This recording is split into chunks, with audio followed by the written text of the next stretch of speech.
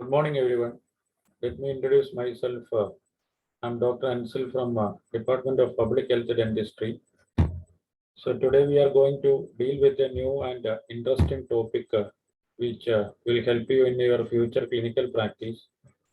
So after an year, after your finishing your house surgery, you will be joining in a clinic, in a dental clinic, or you will be starting your own practice.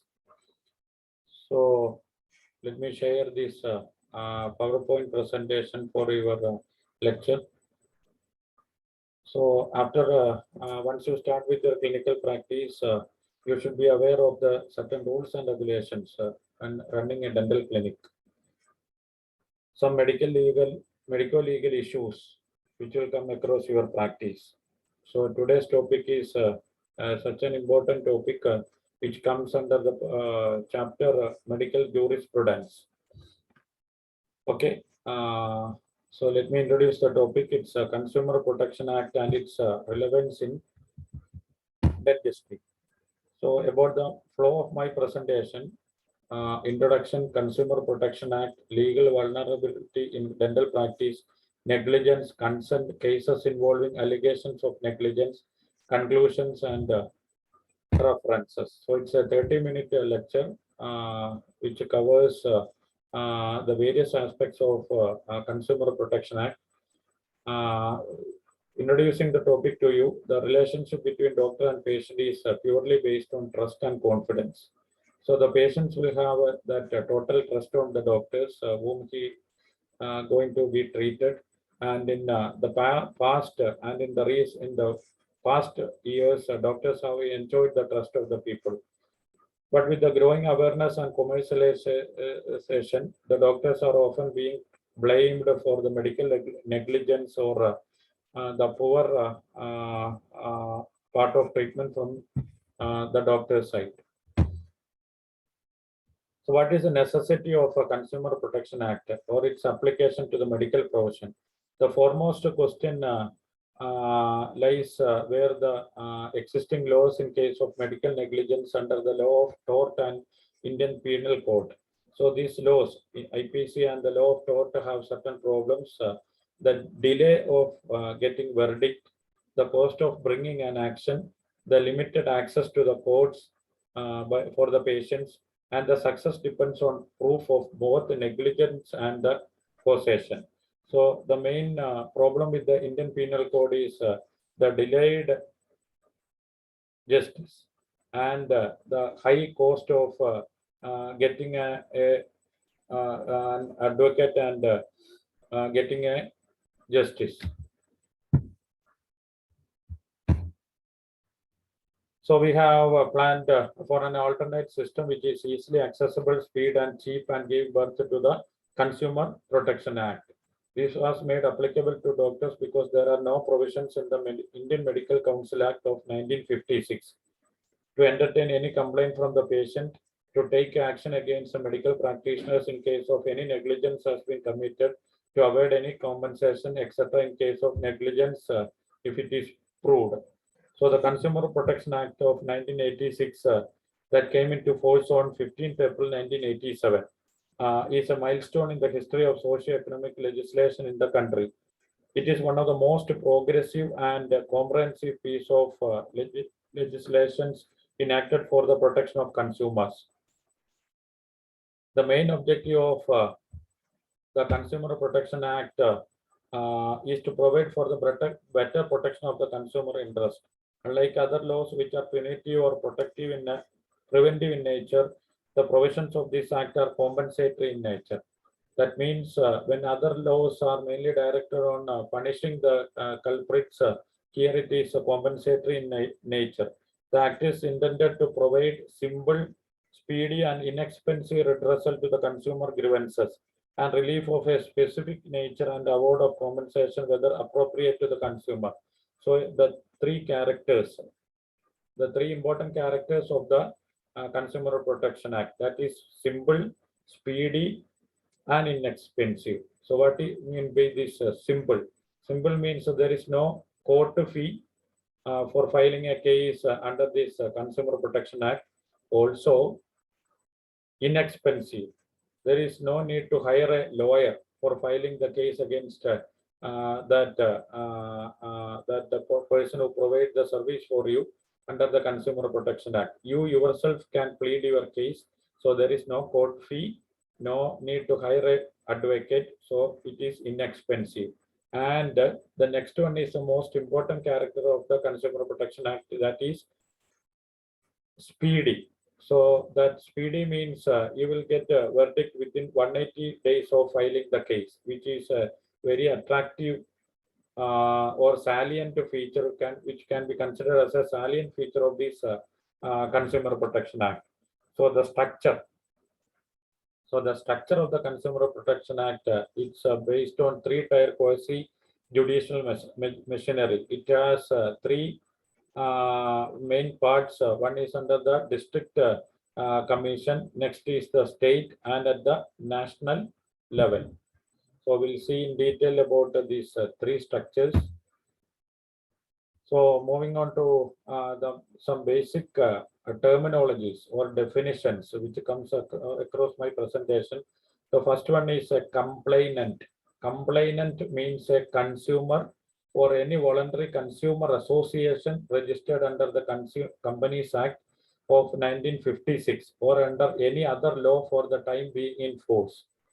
The central government or any state government, one or more consumers, where there are numerous consumers having the same interest. So the complainant means simply the person who gives the complaint. And the next one, the next important terminology is complaint. Any allegation in writing made by a complainant that the service hired or availed of or agreed to be hired or availed of by him suffer from deficiency in any respect. So don't get very much confused about these terminologies. The complaint means the allegations made by the complainant against the person who provides that service. Next is the other terminology, consumer. So we discussed about the complainant, complaint, and now it's the consumer. Any person who hires or avails of any services for a consideration which has been paid or promised or partly paid and partly promised and includes any beneficiary of such services other than the person who hires or avails of the service for consideration paid or promised or partly paid and partly promised under any system of deferred payment when such services are availed of with the approval of the first mentioned person. So the consumer means who in simple terms we can explain it as the consumer means the person who avails the service, or in our case it's the patient himself.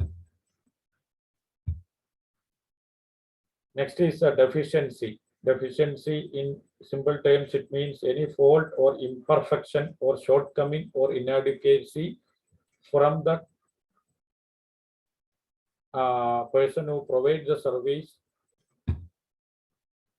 Next is a service, means service of any description which is made available to potential users and includes the provisions of facilities in connection with banking, financing, insurance, transport, etc. Next, moving on to the salient features of the Consumer Protection Act. When compared to the Indian Penal Code, the Consumer Protection Act has got certain salient features. A complainant should be decided within 3 to 6 months. There is no court fee to file a case. That means it's inexpensive. The consumer himself can plead his case. There is no opportunity for the there is an opportunity for the person who is not happy with the decision of the lower court to file an appeal in the higher court. So this is the most important feature of the Consumer Protection Act. That means if the person who files a case, in our case it is a patient, if he is not happy with the verdict from the district court, he can move with an appeal to the next higher level, that is the state. If he is still not happy with the verdict from the state level, he can move on to the next level, that is at the National Commission. The redressal forums have been established at the 3 different levels. So we have one at the district forum, next at the state level, and at the national level. So we will see in detail about the each. Well, first one is the district forum will consist of a president, a person who is or has been or is qualified to be a district judge, two other members who have adequate knowledge or experience or have been shown capacity in dealing with the problem related to economics, law, commerce, accountancy, industry, public affairs, administrative, etc.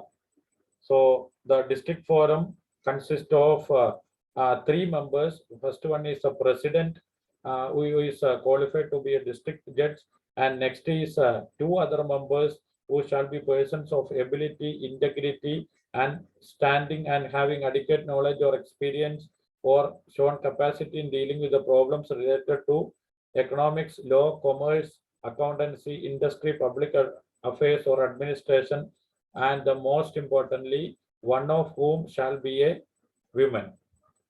So that is about the district level. Then about the jurisdiction where the values of service and compensation claim does not exceed rupees 5 lakhs. So that is the level. Up to 5 lakhs, they can file a case in the district forum. Next is manner in which a complaint shall be made. The consumer to whom shall such services is provided or is agreed to be provided. Any recognized consumer association. One or more consumers, where there are numerous consumers having the same interest, the central or the state government. So they all can file a case in the district forum. The district forum shall refer a copy of complaint to the opposite party, directing him to give his version of the case within a period of 30 days. For such extended period not exceeding 15 days, as many being granted by the district forum, where the opposite party on receipt of a copy of the complaint denies or disputes the allegations contained in the complaint, or if omits or fails to take any action to represent his case within the time given by the district forum, then the district forum shall proceed to settle the consumer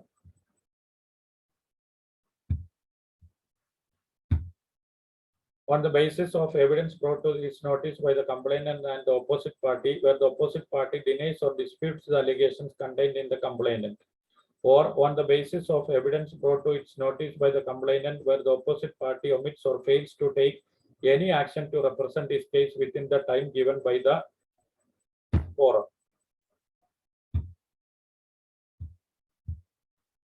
Findings of the district forum. If after the proceedings the district forum is satisfied and the allegations are proved, it shall issue an order to the opposite party directing him to do one or more of the following things: to return to the complainant the charges paid, pay in such amount as being awarded by its compensation to the consumer for any loss or injury suffered by the consumer due to the negligence of the opposite party, to remove the deficiency in the services in question, to provide for adequate cost to the parties. Appeal against order of the district forum. So this is the most important feature of the Consumer Protection Act. The person can file an appeal against orders of the district forum to the state commission when within a period of 30 days from the date of the order. The state commission may entertain an appeal after 30 days if it is satisfied that there was sufficient cause for not filing it within the period. So if the person is not happy with the verdict of the district commission, he have to file a case within, he have to file an appeal within 30 days to the next higher level, that is the state level. Next, in the description about the state commission, it shall consist of a president, person who is or have been qualified to be a high court judge, two other members with the qualification and experience same as described for the district commission or the district forum within the state. So one member shall of the it should be a woman. Next, about the jurisdiction of the state commission. The state commission shall be jurisdiction to entertain complaints where the value of the goods or services and the compensation, if any, claimed in between rupees 20 lakhs and rupees 1 crore. So now it has been changed. Earlier it was up to 5 lakhs. 5 to 20 lakhs and above 20 lakhs. Now, please take into note, now it is changed under the district forum, it is up to 20 crore. In the state commission, it is 20 crore, 20 lakhs to 1 crore. And in the national commission, it is more than 1 crore. So the revision appeal against the orders of any district forum within the state can be filed in this authority, that is the state commission. Revision petition against the district forum will be considered by the state commission.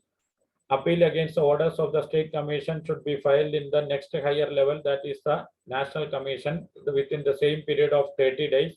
The national commission may entertain an appeal after 30 days if it is satisfied that there was sufficient cause for not filing it within that period. Next is the national commission consists of a president who is equally qualified to be a Supreme Court judge. And unlike the other two, which consist of 2 members, in the national commission there are totally 4 other members, qualification with equal to that of district forum or the national commission. That means the people who are experts in dealing with the problems related to economics, law, commerce, accountancy, industry, affairs, or administration, and one of whom shall be a woman.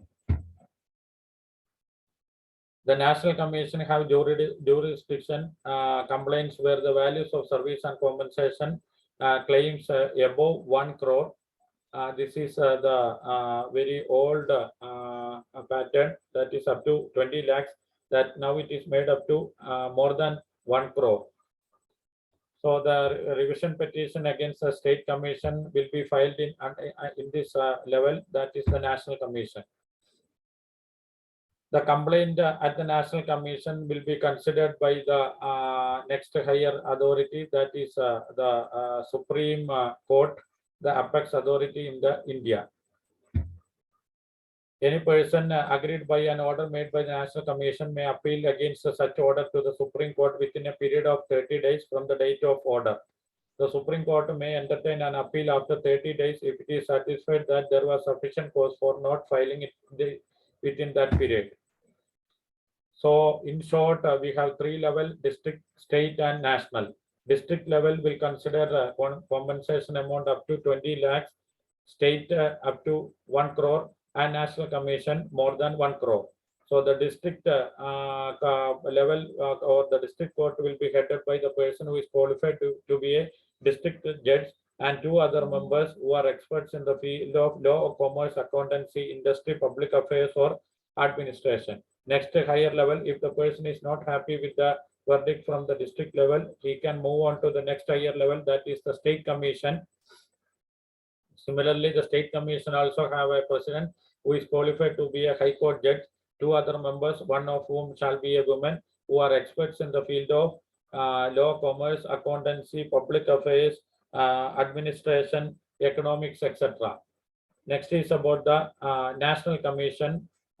Consists of a president who is equally qualified to be a Supreme Court judge.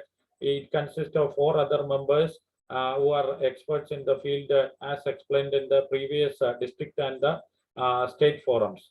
Limitation period. The district forum, the state commission, or the National Commission shall not admit a complaint unless it is filed within 2 years from the date on which the course of action has arisen.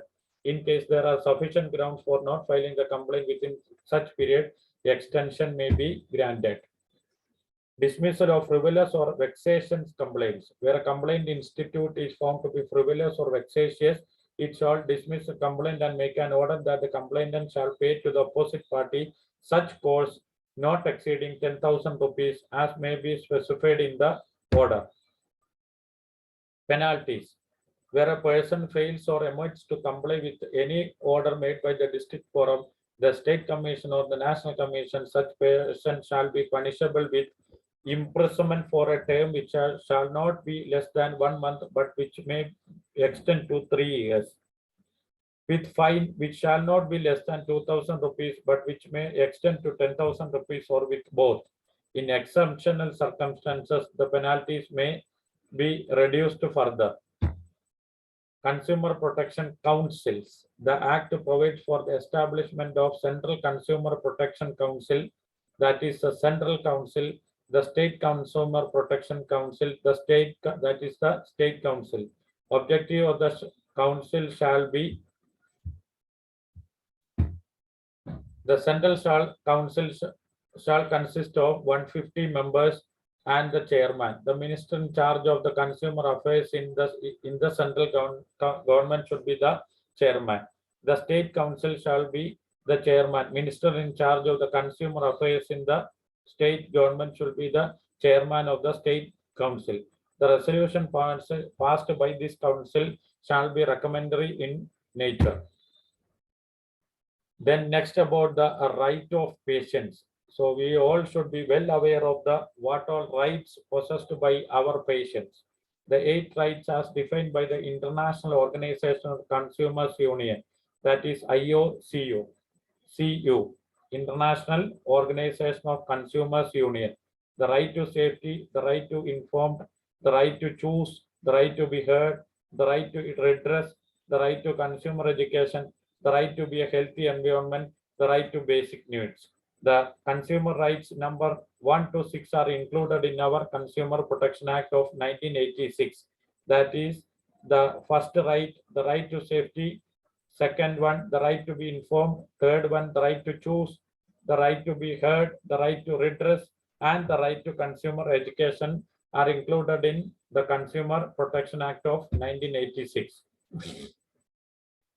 Then about the 15th March, then the coming 15th is celebrated as World Consumer Rights Day. In 1962, President J.F. Kennedy declared 4 consumer rights, that is 1 to 4 in the special message to the American Congress. Consumer rights number 5 to 8 were subsequently added by the International Organization of Consumer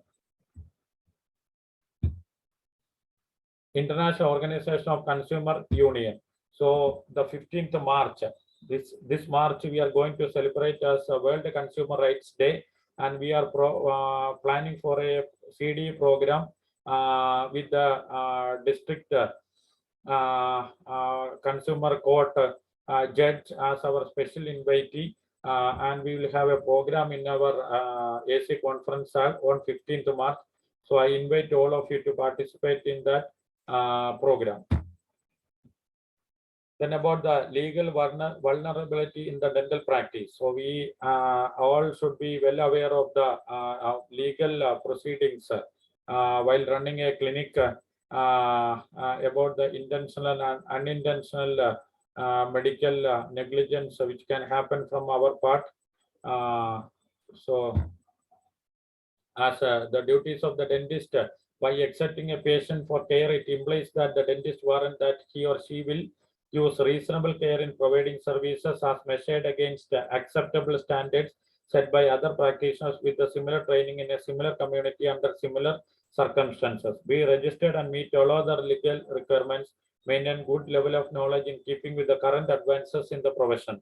So once a patient enters your clinic and when he sat near to your dental chair, you should your duties as a responsible dentist or doctor starts at that moment itself. We should obtain informed consent from the patient before starting an examination or treatment. We should use proper techniques, procedures, and methods which are acceptable to the current standard. We should not leave the treatment halfway for any reason. Ensure that care is available in an emergency. That means you will have most of the appointments on the Saturday evenings. So you will start with an access opening for your patient. So if the next day, Sunday, even though your clinic is closed as it is Sunday, you should provide the patient an emergency number in which the patient can contact you for any emergency. So that means that they ensure that care is available in emergency situation. You should be available at least for phone call usage for your patient. You should charge a reasonable fee only for the service based on the community standard. not exceed the scope of the practice authorized by the registration, not undertake any treatment for which he is not qualified. So you cannot prescribe some substitutions. You should not prefer any other homeopathic, Ayurvedic treatment modalities for your patient. Keep a patient informed of the progress of the treatment always. Maintain complete records of the treatment rendered. Maintain confidentiality of the information. So you should maintain the confidentiality of the patient details. You can reveal it only if it is asked to reveal by a court of law or any such circumstances only. Inform any undesirable occurrence during the course of the treatment. Make appropriate referrals and second opinions as when required. Do not hesitate to take a second opinion or appropriate referrals to your fellow dentist or to higher treatment authorities. And this is about the duties of the dentist. We as a dentist have certain duties to be performed, and now the patients also have certain duties to be or some responsibilities to be taken care of. In accepting dentist and his treatment, patient warrants home care instructions will be followed. Sometimes we will ask the patients to follow certain diet, sleep protocol, certain to avoid certain habits. All should be strictly followed by the patients. The patient should keep his appointments, and the bills of the treatment should be paid as agreed. If no agreement, then with its reasonable time, the patient should or must cooperate in the treatment. Will inform the dentist about the changes in health status. If the patient feels any changes in his health status or the dental status, the patient have the responsibility to inform his doctor or dentist regarding the same. So what to do if sued under the Consumer Protection Act? The steps are taken immediately. So while running your clinic, you should come across some medical legal issues from the part of your patient. So what are the steps taken immediately? Inform your insurance company at the earliest. Keep a photocopy of the papers and envelope received and send the originals to the insurance company. Write the summary of treatment using treatment records, refresh memory. Make a photocopy of complete records and log the originals at a safe place. Tell your staff about suit and instruct them not to talk about case to anyone without permission. Cooperate with your insurance company. So with this regard, I want to talk to you in detail about the HOPE, IDA HOPE, HOPE policy by the Indian Dental Association, Kerala State Branch. So the IDA HOPE ensures you all the medical legal assistance if you are sued under this types of kind of Consumer Protection Act. So IDA, Indian Dental Association, Kerala State Branch have started with a new initiative. It's not at all new. It started in 2008 or 9, I think, if I'm not wrong. It states that its primary motive is to help the fellow dentist in case of such medical legal issues. So I will explain you about the idea of policy. So it's a kind of life insurance and also a medical legal issue social security forum for all the participating dentists. So the participating dentist means you have to take take a membership in this IDA HOPE scheme. So for that, the membership fee is 5,000 for those who are below 30 years of age, 7,500 for above for below 40 years of age, and 10,000 for below 50 years of age. So you can't take this IDA HOPE facility if you are above the age of 50. So the main attractiveness with this policy is The IDA Hope office will take care of any such medical legal issues, and they will take care of any compensatory, or they will hire an advocate for you, and they will take care of any compensation which is less than 4 lakhs claim. Okay, so it is very important for you to know about the IDA, to be a member of the IDA, and also to be knowing about the IDA Hope scheme. So do not get upset. Tell patient that you are insured. Agree to or offer a settlement without consulting insurance company. Agree to or offer specialist treatment without consulting insurance company. Alter your patient's record. Give the original treatment records to the patient or anyone except court if required. Discuss about the patient treatment with anyone. Admit a fault or guilt to anyone. Contact any other practitioners about the case. So these are some of the things what we dentist will do as we get panic about getting panic about the medical legal suits. So do not get upset. Do not hand over the patient records to anyone. Do not discuss about the case to any unwanted person. Do not try to alter your patient records, and also relevant Supreme Court decisions on Consumer Protection Act. All services are included in that, except where the dentist is offering services free of charge and is not benefited in any manner directly or indirectly. Employee under contract of employment outside the purview. Non-governmental hospitals or nursing homes where charges have to be paid by the person. In non-governmental hospitals or nursing homes, if the person is not able to pay in the purview of the Act. In governmental health center, no charges outside the purview. If the person availing service for medical care and the charges are borne by the insurance company in the purview of service. So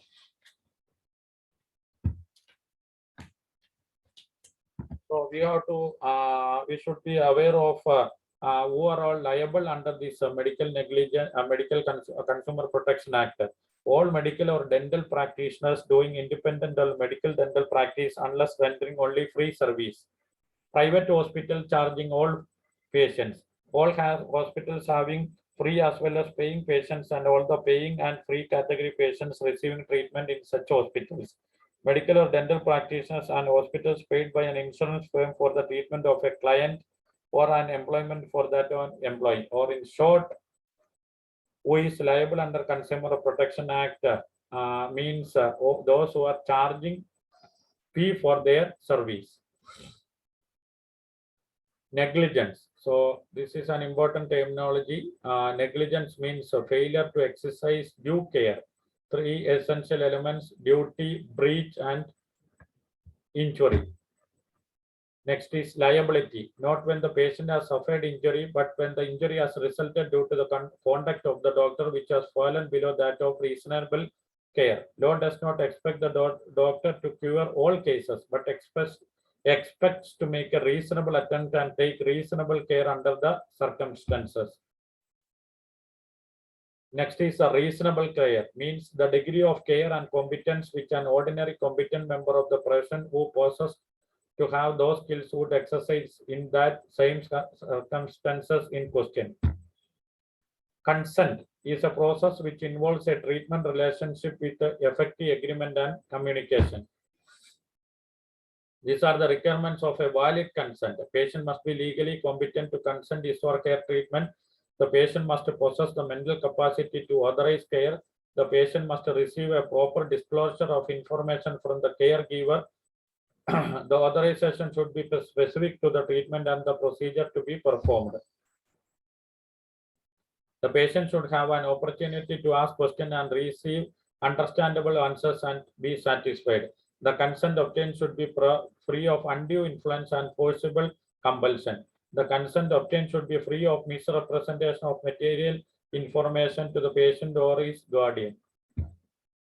Disclosure of information by doctor to patient depends on nature, extent, and purpose of proposed intervention, the probable risk and its severity, and the benefits of proposed intervention, reasonable alternative to treatment, if any, and their advantages and disadvantages, impact of treatment on patient lifestyle, if any, economic consideration in all alternative plans. Consequences of refusing diagnostic tests or treatment, if any. Who is to perform the procedure and when? The doctor can be withheld the information when disclosure poses a threat to the patient's life, but not because divulgence may prompt the patient to forego the therapy. Then about the nature of the consent, it can be in the various forms: written, oral, partly written, partly oral, apparently implied by law, implied by the action of the patient.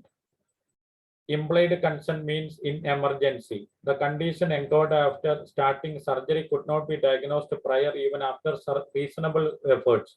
Sound medical practice dictates such an extension. No one of patient side is available to give a necessary consent. Waiting for consent will be risky for the patient.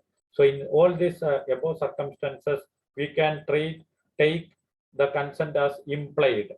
For example, while performing a surgery, some unexpected outcomes may happen. So we can't take consent from the patient or from his authority in such circumstances.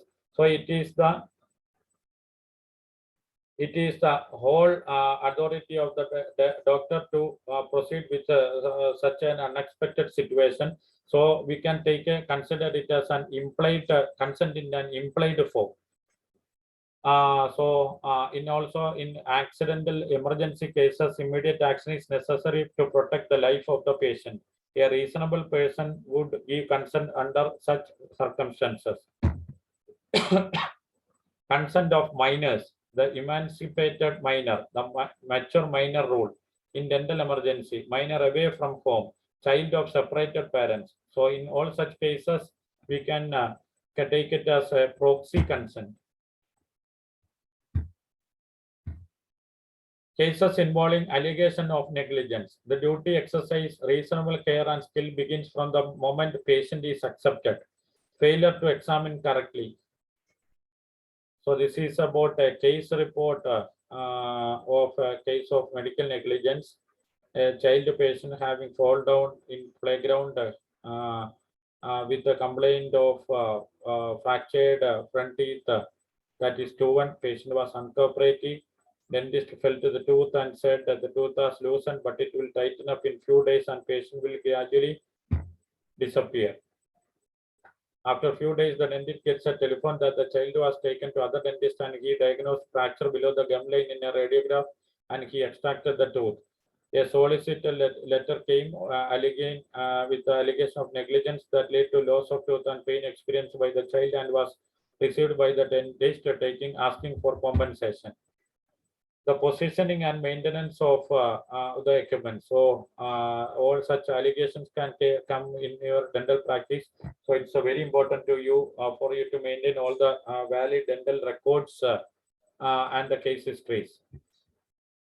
This is another case report, so you can go through it. A child aged 80 years required extraction of a deciduous tooth. Dentist, after reassuring her, raised the chair and her finger were trapped between the armrest and spittoon. The chair was immediately lowered, but the finger of the child was severely damaged. So in such case, you will be in big trouble. Many times in power actuated chairs, buttons being pushed by auxiliaries or by child for fun lead for such complications. The working area of the child should be spacious and such care should be taken care while handling the pedo patients. Next, another case report of a patient attended a dentist in an evening. After examination of oral prophylaxis, on the following day, dentist noticed that the burr left in the aerator handpiece was fractured. Later the same day, the patient consulted a surgeon on getting pain and swelling in the arm. The radiograph showed a piece of burr which had entered her arm when she stretched her arm while sitting. So that can be treated as a case of negligence in positioning of dental equipments. Next is a case report on burn due to an instrument that is overheated handpiece or can be due to chemicals. Use of excessive quantity of chemicals causing spread into areas other than requiring the application. Inadvertent use of stronger solutions which will be using in dental treatment. Accidental dripping or spilling of accident solution on exposed area of skin. And about the hazards of local anesthesia, This all can happen while giving an LA to a patient. The fracture of a needle in situ, hematoma, syncope, trismus, injection of an incorrect fluid, anaphylactic choke, which can happen for 1 in 1 lakh patients. So the example for incorrect treatment, extraction in wrong patient, extraction of wrong tooth also, leaving roots behind during extraction. That is a case of crown fracture, wrong fillings, etc. Inhalation of foreign bodies, that means root canal instruments, burrs, calculus, fillings, crowns, plaster impression materials, etc. So you are to be very careful while treating a patient when you are performing such cases of RCTs and while using rubber dams. So precautions while extracting tooth: obtain consent and use only agreed form of anesthesia, give pre-operative instruction, medications as and when required, ensure correct teeth is being extracted, check extracted teeth whether extraction is complete. If not, the patient should be informed and the decision taken on whether not to be operate further. So a proper communication with your patient before and after the treatment will help you in getting sued in such cases of patient medical negligence. Check that the number of teeth extracted corresponds to treatment plan. If the number doesn't correspond and teeth is not present in mouth, then a proper search should be instituted. Give proper post-operative instructions, especially when after performing an extraction. Instruct the patient do not to smoke, do not chew any kind of tobacco, do not position tongue, keep your tongue in that socket. To instruct them to have some cold food instead of having very hot and spicy foods. Then about record keeping, mention the chief complaint in patient's own words about all the treatments provided, pre and post operative instructions, unusual sequelae if any, drugs prescribed, and any treatment advice given to which patient is not willing. Every visit with the date and time should be recorded. If 2 or more doctors are providing treatment, then the entries should be initiated accordingly.